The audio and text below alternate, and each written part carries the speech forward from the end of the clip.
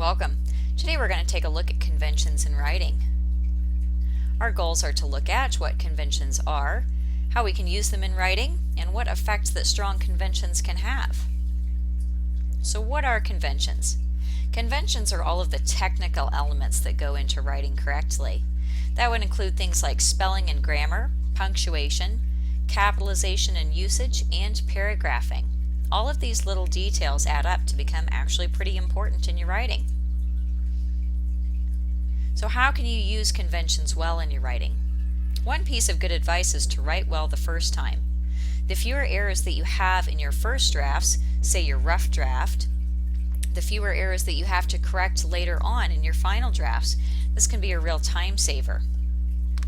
Once you're into the writing process, you'll need to go back and forth between editing and revising until you get to that point of having a perfect draft. The fewer times you have to go through that and the fewer editing mistakes that you have to make, the easier that things are for you. Make sure that you're always removing text style, speak, or instant message style language. Those don't work for formal settings like essays and formal research papers, so you want to be sure to leave those out. Here's an example of conventions used correctly in this short piece. In the springtime, our garden goes wild with lovely flower buds, chirping birds, and greenery everywhere. My grandmother used to say, "No matter what ails you, spring is the cure." Surrounding our house, we have a combination of many trees. Most of them are flowering variety trees, like pear and cherry, which make incredibly colorful blossoms. So here in this piece we can see that we've got some really standard organization, so that makes our paragraph nice and clean. We've used correct capitalization, correct punctuation. We don't have any spelling errors, so things are also good there.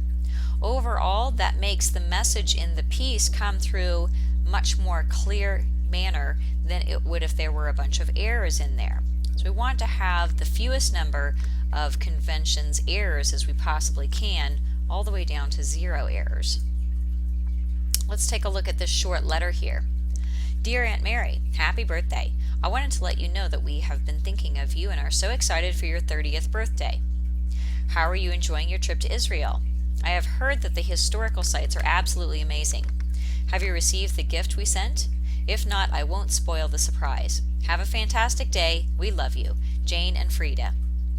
So here what we have is just a short letter, a 1-paragraph letter that's just saying happy birthday. All of the conventions are in place though. We have the correct capitalization used at the right places. We have the correct punctuation used at the right places. We have correct spacing used. Everything here looks really nice and clean.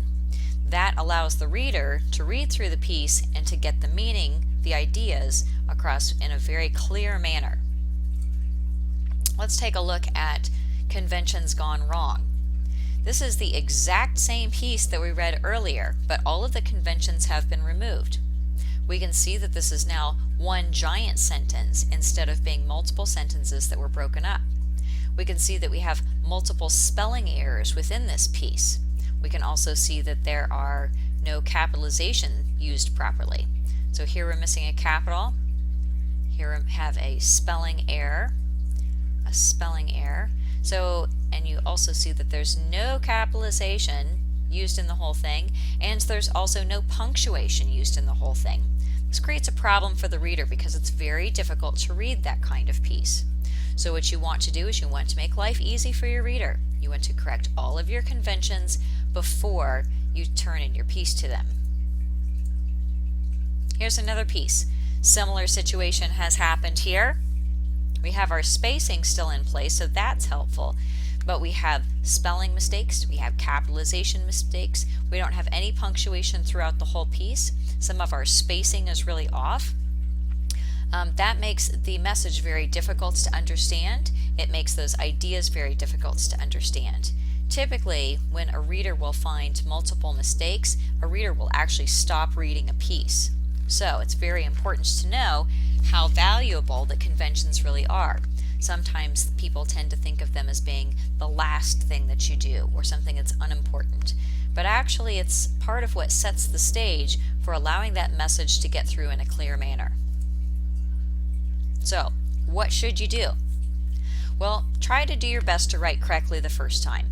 The fewer errors that you have, that means the fewer errors that you have to correct. When you do find errors, though, make sure that you correct those right away. Also understand what the convention's rules are.